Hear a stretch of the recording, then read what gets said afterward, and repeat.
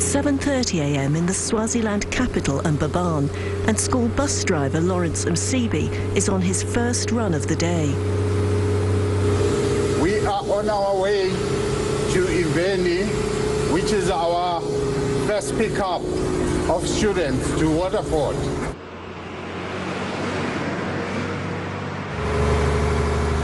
Every school day, Lawrence picks up around 200 day students from surrounding areas. It's a job he's been doing for the past 26 years. Morning, guys. He's known to all as Babe Lawrence, Babe meaning father in Swaziland and being a term of respect. I think my job is special because I need to take care of people's life. I'm talking about the children. They are very valuable to their families. Babe Lawrence is quite cool, I think, because he's chill. He's not one of those drivers that shouts a lot when you're standing. He's just chill. I like his smile, his haircut, and he's really cool. The last leg of the journey is a 2-kilometre ascent.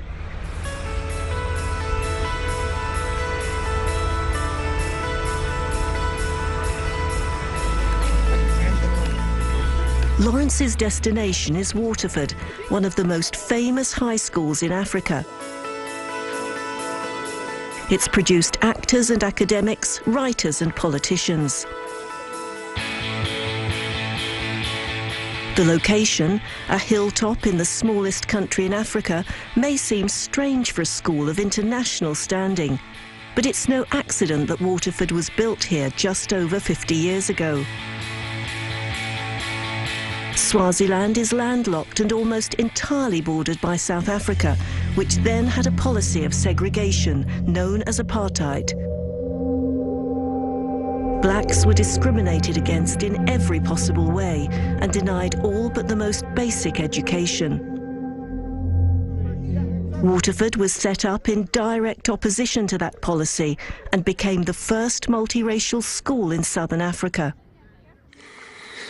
There we all are. So that's the first lot, 1963.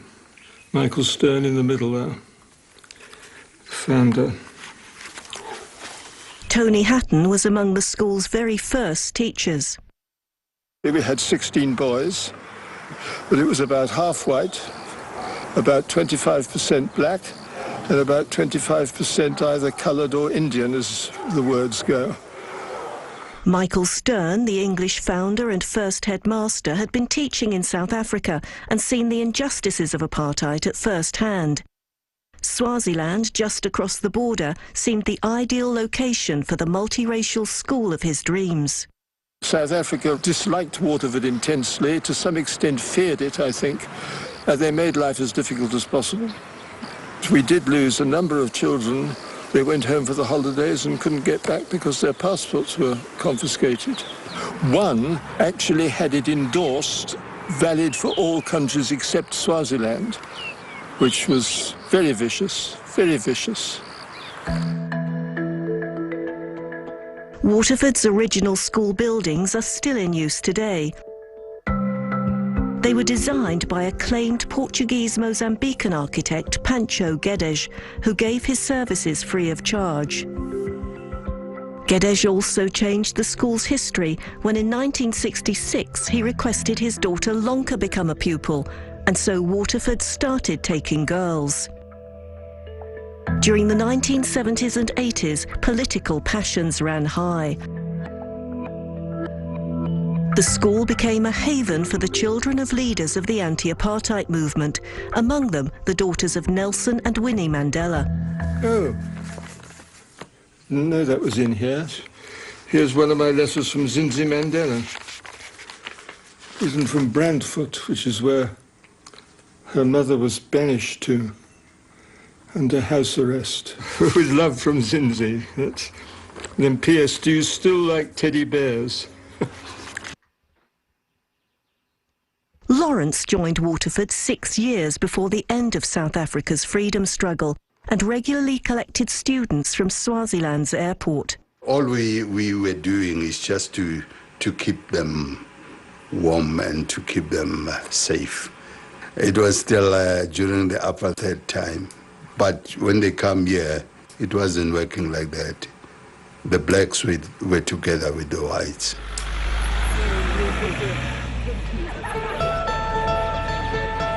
Now part of the prestigious United World Colleges network, Waterford currently hosts students from more than 50 countries. 18-year-old Swalaki Dlamini, known to his friends as sheikhs, is, like 30%, from Swaziland. This is his last term at Waterford. He'll be sitting his final exams in just a few weeks' time. Another 50% of students come from other parts of Africa, like 19-year-old Alicia Simba from Tanzania, who's also in her final term. Waterford's history has a big impact on you because Waterford was involved in the apartheid struggle. It just makes you want to improve the world in the same way that the school improved the world. Unlike most schools in Africa, Waterford has no school uniform. And while it can cost more than $17,000 a year for a student to board here, not everyone pays. For us, it's not simply linguistic, cultural, national, race diversity. Those are important elements and all pretty much related, possibly. But for us, economic diversity is another big issue. 18% of our students are on full scholarship of some sort. We're bringing in youngsters who come from very, very modest backgrounds. We've had a youngster here, for example, who joined at the beginning of this year, who was in tears in the first couple of weeks. And we found out that she was very upset because she was eating food which she knew her family didn't have at home, and they were hungry. We've got youngsters who've come to the school who've never used a Western toilet. Sheikhs is among students who receive a full bursary. Both his parents are unemployed. My father is, I can say, a traditional Swazi man who has, he had 3 wives and one just recently passed away. My mom and dad broke up, I think, probably when I was 5 or something. So I was raised by my mother's side of the family, and my mother's side of the family is an extended family. This is like my block, and it has been my home for the past 2 years. Sheikh's bursary is provided by the Swaziland Electricity Company, for whom he's promised to work for 5 years after completing a university degree. Like all final-year Waterford students, he's now studying for an International Baccalaureate Diploma, better known as the IB. It involves sitting exams in 6 subjects.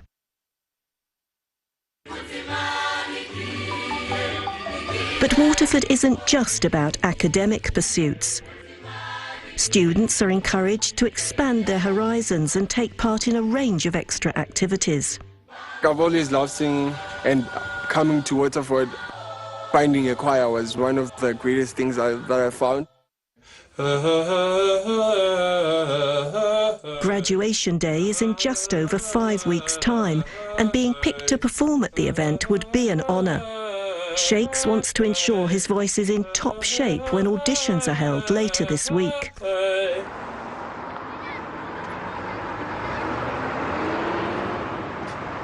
Home for Sheikhs is a township near Swaziland's second biggest city, Manzini.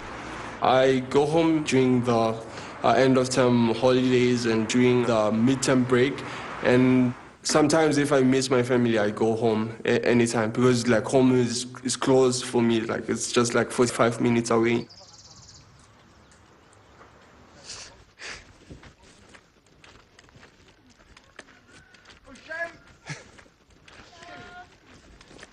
Sí. Skip one. Hey. Hey. Hey. Hey. Hey. Good. Sheikh's mother now lives in South Africa. In comparison to other students that go to Waterford, I might not rank very high in terms of like economic status. I might come out as less privileged. But at the same time, I don't feel out of place because there are a lot of students that are also on scholarship that are from similar backgrounds and some from even much worse backgrounds. Being here at Waterford is enough because it is an opportunity for me to actually rise up to whatever economic status that I want to get to. Alicia is a fee-paying student. I wish I could say that I'm normally tidier, but I am not, sadly. I've had lots of small rooms since I've been here, but I've always seemed to like my rooms at school a bit more than my rooms at home, regardless of the size. The first obvious thing are the notes. There are a lot of papers in my room. They are color-coded. I mean, I wouldn't describe myself as being particularly compulsive or organized, but they are color-coded. So green is for chemistry, red is for maths, pink, which is the most, is for history. Like Shakes, Alicia loves music. I play piano and I sing, and of course, I do music as an IB level subject. So I spend a lot of time in the music department, especially in this room. It's my favorite, it's the biggest room, and the piano's pretty nice. Alicia too hopes to be picked to perform on graduation day. My parents both work, 2 younger sisters. I'm from a comfortable background. We don't struggle too much economically. Of course, I don't have like 6 iPhones and a car and stuff like that. My parents still, draw the line at some point. But we're very blessed. I think that's the best way to put it. We're very blessed. Lawrence is one of Waterford's longest-serving members of staff. I get up at 3 and start walking, say like 3:15. Before I used to jog, but because I'm getting medulla, which means I'm getting old, I'm now walking. I walk a distance of 6 kilometers from where I stay to school. The reason why I wake up at 3, I want to give myself enough time to get to the job. I have to sweep the bus. I have to check the bus if everything is doing okay. I love Waterford because Waterford made me very important to my family, as well as a breadwinner. They're taking care of me. 10 years ago, Lawrence was able to buy this plot of land. I got this land because the school gave me a loan.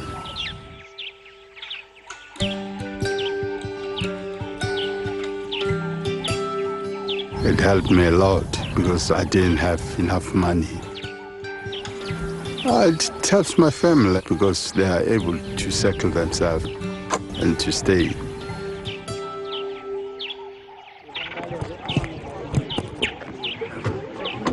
Twice a week, Waterford provides transport into the centre of Mbabane.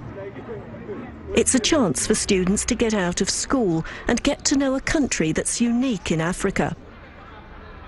Swaziland has the continent's only remaining absolute monarchy. King Mswati III rules by decree and has crushed a series of pro-democracy protests.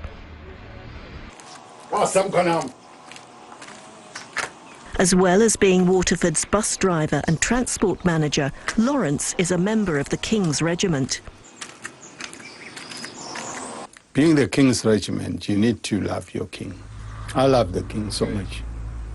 Others think they don't need the king, but they want the parties. We don't think the same. As a member of the regiment, Lawrence accompanies the king to traditional ceremonies, such as Swaziland's famous reed dance. You know, this is Lawrence, which is me. And this is the king's son, which is Bengos.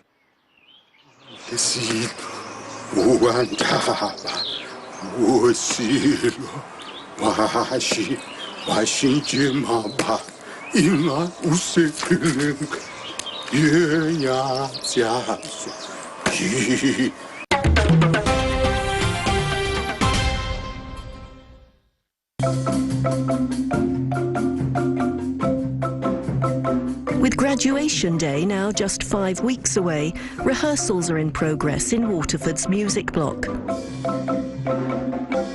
Standards are high, and anyone interested in performing has to audition. The final decision as to whom will be chosen lies with Waterford teachers Chisenga Chikwanda and Polycarp Wikesa. What are you performing now? Over the Rainbow. When you're ready. Thanks.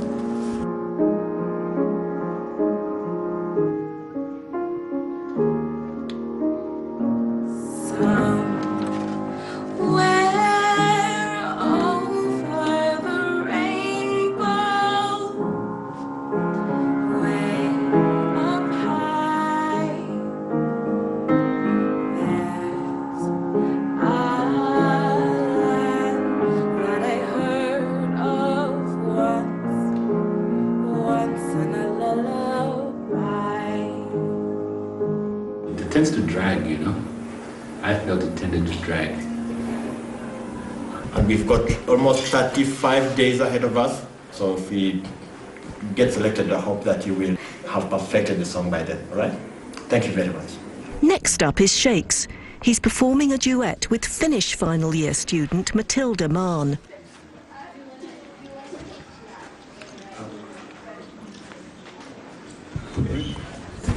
Zola and Matilda, welcome to the auditions. When you're ready. Thanks. Quando sono solo sognare son te mancan le parole. Se non ci sei tu con me, con me. Quando sei lontana sognare son te mancan le parole. Mia sole tu sei qui con me, con me, con me, con me. So I think the tempo's fine, the vocals and absolutely everything, the piano. Sounds great. As well as preparing for exams, final term students also have to decide which universities to apply to. Oh, hi Shakes, how are you? I'm fine, sir. How are you? Good, thanks. You back from the camp? Yes, sir. And I have my university. Right. Some 9 out of 10 Waterford students go on to study in America. Shakes has come to discuss the options with his tutor, John Storer. Yeah. Okay, cool. So now you've got your list. Okay, just remind me, how many points do you get in your mocks? In my mocks, I think I got 35. 35? Yes. Okay, so we'll give you 3 for the bonus points. So you're aiming for 38 to, you know, you're looking at 40 points ultimately. Yes. Okay, good. Okay, so on your American list, so your reaches are Stanford and Harvard, is that right? Yes. Stanford and Harvard are among the world's top-ranked universities. I can say that I'd like to study in America, but all the places that I'm applying to are places where I'm comfortable and I think are ideal places where I can really study and thrive. I might be tempted to stay in America, but I won't stay because we have some energy crisis here in Swaziland, and I believe that for me to make a difference, I need to come back to Swaziland. A land of spectacular mountains, lush forests and fertile valleys, Swaziland's economic growth lags behind that of its neighbours. Most of its 1.2 million people live in rural areas, many below the poverty line. The country is famous for its dense summer mists, but also has the unfortunate distinction of having the highest HIV/AIDS rate in the world. Lawrence, a father of 10, has, like so many Swazis, felt the impact. His daughter was just 31. She got sick. I think she didn't want to check. She died in July 2010. She left me with my grandson. During the olden days, when that thing first came, people were very, very, very much ashamed. They thought, they took it as a disgrace. Today, there's a big improvement. People have seen that, no, this is just a sickness like other sickness. But Lawrence has another abiding sadness concerning his children. I was willing that maybe if one could come at Waterford. But she was a bit slow in understanding. So I felt she couldn't pass the interview test. Yeah. No, I'm sorry. I'm sorry. I'm sorry about that one of my students didn't start here. It's now mid-October and the last day before the midterm break. Lessons for final year students are officially over.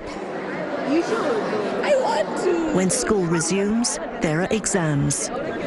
If this, for me, really is just to say a big thank you for being an excellent group of IB2s. And I've just Martin Wender is the IB coordinator. You shouldn't really panic during an exam period, guys. Just prepare yourself well and have the confidence to take it forward. If you need anything, just come and see me. I'll be around all through this particular period of time.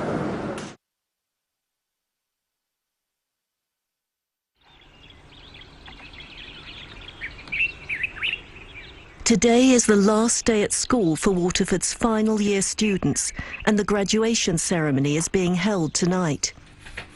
Sheikh sat his last exam yesterday. Like all students, he'll have to wait 6 weeks for the results.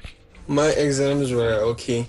They were not that great, but I think in some of the subjects I did better than my mock exams. I think I did pretty well. It's mixed feelings, because there's a feeling of excitement that I'm finally done with IB and looking forward to the next step.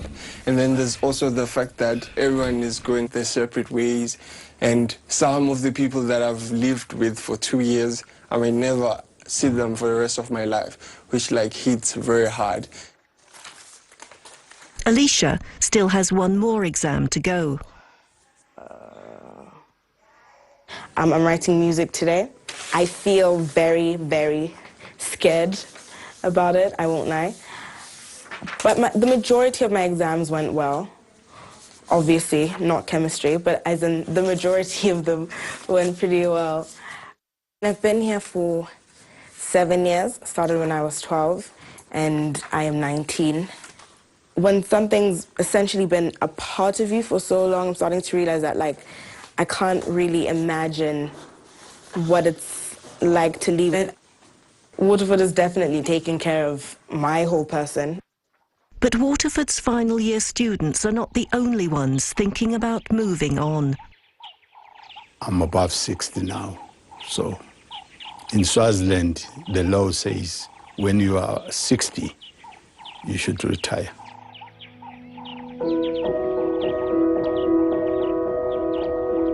I'll miss the school, I'll miss the teachers, I'll miss the students, I'll miss my colleagues. I would say my life would have been very horrible. It's gonna be tensy, but when time comes, time comes.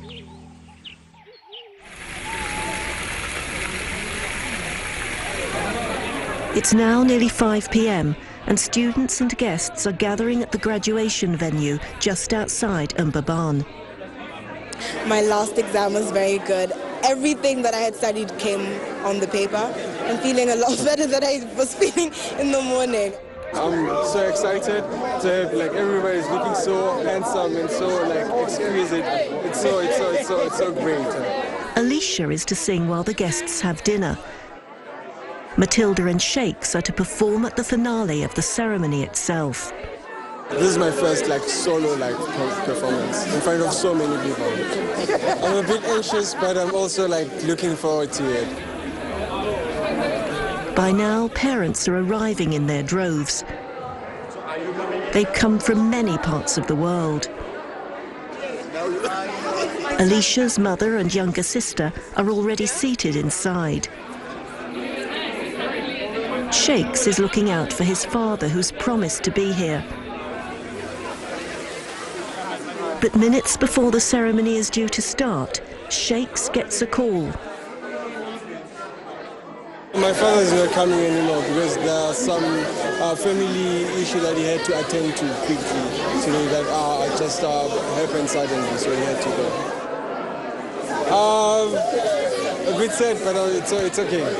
I'm okay. I'll do it. I'm a grown man.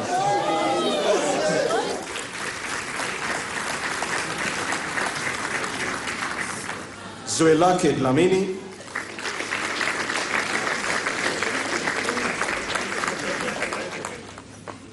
Alicia Simba.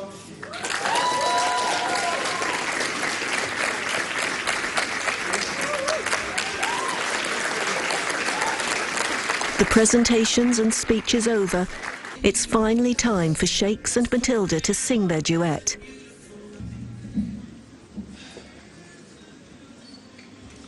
Shakes can barely conceal his nerves.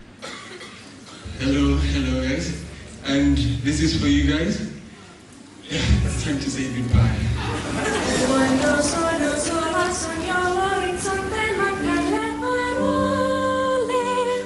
Sei, non ci sei tu con me, con me. Quando sei lontana sogno l'orizzonte ma che